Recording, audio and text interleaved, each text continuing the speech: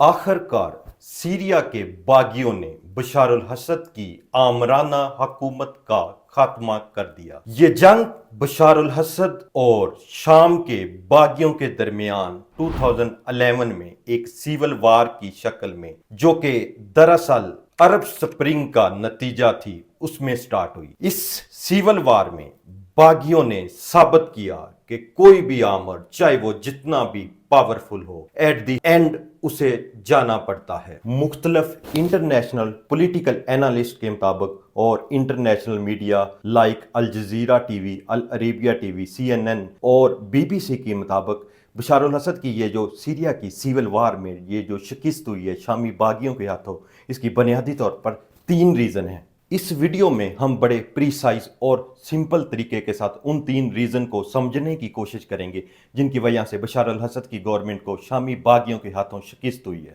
Bashar al-Assad کی government کو یہ جو سیریا کی سیول وار میں ڈیفیٹ ہوئی ہے، اس ڈیفیٹ میں جو مین رول پلے کیا ہے وہ ایکچولی اسلام پسند ایک تنظیم ہے جس کا نام ہے ہیئت الطائر الشام، جس کو ہم انگلش میں HTS کہتے ہیں۔ اس تنظیم نے 27 نومبر 2024 کو ایک ملٹری آپریشن ڈیزائن کیا۔ اس ملٹری آپریشن کا جو نام تھا وہ ڈیٹرنس آف اگریشن تھا، جس کا جو اردو میننگ ہے وہ تھا جارحیت کی روک تھام۔ It mean that Bashar al-Assad کی گورنمنٹ کو روکنا، اس کو اوسٹ کرنا، اس کو ریموو کرنا۔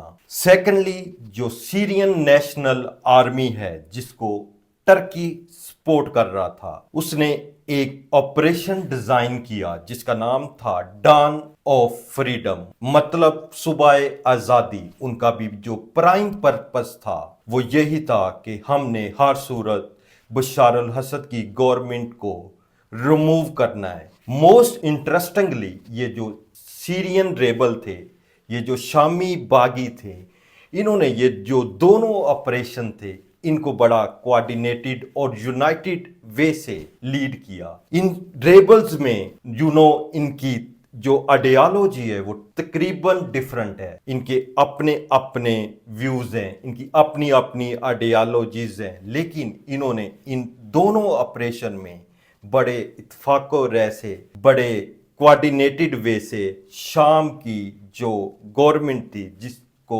بشار الاسد لیڈ کر رہا تھا، اس کے اگینسٹ فائٹ کی۔ سیریا کے باغیوں کے اس coordinated and united military operation کے نتیجے میں بشار الاسد ہار گیا اور سیریا کے باغی جیت گئے۔ بشار الاسد کی یہ جو شام کے باغیوں کے ہاتھوں ڈیفیٹ ہوئی ہے، اس کی جو سیکنڈ مین ریزن ہے وہ ایکچولی بشار الاسد کے جو فورن ایلیز ہیں جیسے کہ رشیا، ایران اور حزب اللہ، ان کا بشار الاسد کی مدد کو نہ آنا ہے۔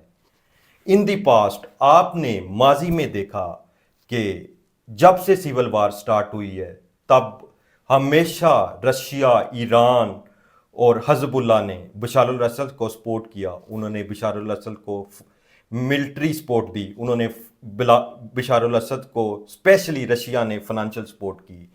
ان 2015 جب بشار الاسد کی سیرین ریبلز کے ہاتھوں ڈیفیٹ تقریباً بہت قریب تھی، اس وقت رشیا بشار الاسد کی ہیلپ کو آیا، بٹ کرنٹلی رشیا جو ہے وہ یوکرائن میں اپنی وار لڑ رہا ہے، وہ وہاں انگیج ہے۔ اسی طرح ایران کی ٹینشن جو ہیں اسرائیل کے ساتھ ہیں، ایران اسرائیل کے ساتھ انگیج ہے۔ سیملرلی جو حزب اللہ ہے وہ بھی اسرائیل کے ساتھ انگیج ہے، اس کا اسرائیل کے ساتھ کانفلکٹ چل رہا ہے۔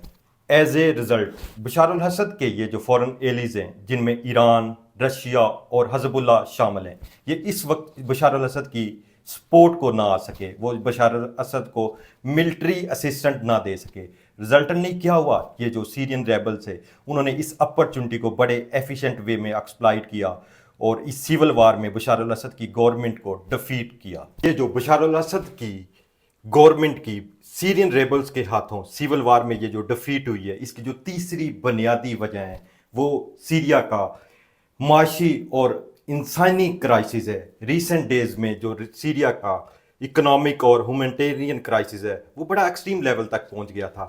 رزلٹنٹلی کیا ہوا, جو سیریا کے لوگ تھے, اسپیشلی جو بشار الاسد کے جو حامی تھے, وہ بھی بشار الاسد کے اگینسٹ ہو گئے تھے. ایون بشار الاسد کی جو اپنی فورسز ہیں, جس میں فوجی تھے, جس میں پولیس مین تھے, انہوں نے بھی بشار الاسد کے جو اینٹی ریبلز تھے ان کے اگینسٹ لڑنے سے ریفیوز کر دیا, انہوں نے انکار کر دیا, انہوں نے ان کے سامنے سرنڈر کر دیا. اس کی بھی جو بنیادی ریزن تھی, ان کو سیلریز نہیں مل رہی تھی, ان کے پاس فوڈ نہیں تھی, ان کے پاس بیسک نیسیسٹی نہیں تھی.